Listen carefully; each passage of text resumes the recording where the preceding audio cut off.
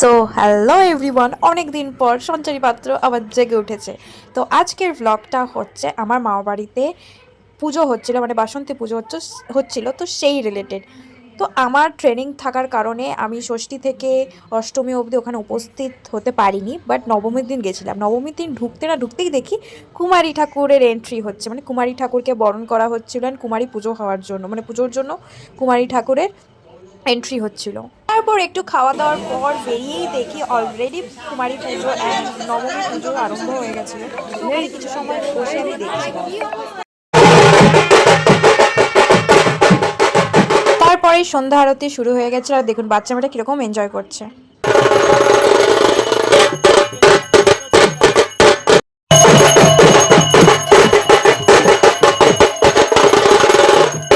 এইদিকে হচ্ছে সন্ধ্যা আরতি আর আমি এইদিকে ফাটাচ্ছি বোম। আরে আরে আরে,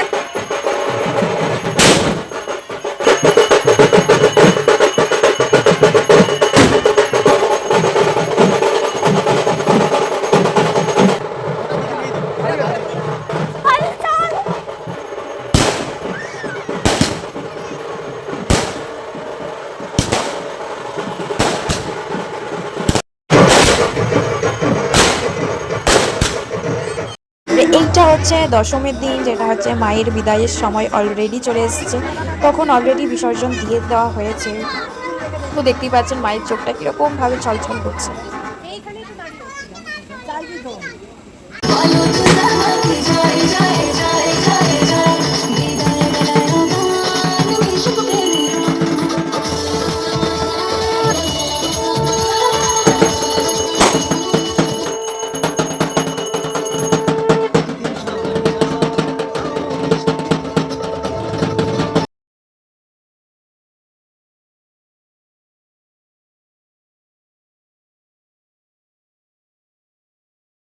পুজো হচ্ছে and খাওয়া দাওয়া ইজ অলসো ম্যান্ডেটারি। তো ওখানে বসেছিল লস্যি স্টল। ফার্স্টে লস্যিটা আমি দেখছিলাম কেমন হয়েছে, সত্যি ভালো হয়েছিল কিন্তু লস্যিটা, ইটস গুড।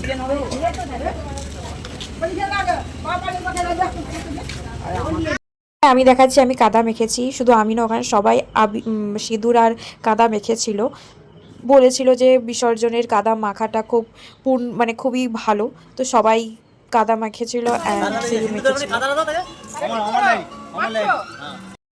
কি অবস্থা কাদা। তো এখানে লাস্টে প্রতিমা বিসর্জনের যেই রিচুয়ালসগুলো হয় তার আগে সেই সমস্ত পালন চলছিল, অ্যান্ড যেটাকে বলে কলকাঞ্জলিও হচ্ছিল, যেটা আমার দিদা করেছিল, শুধু দিদা নয় সবাই করেছিল।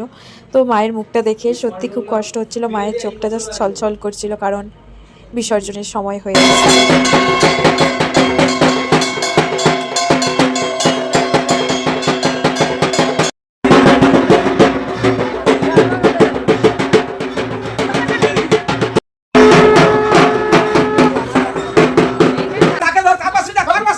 দুর্গা মাইকে জয়।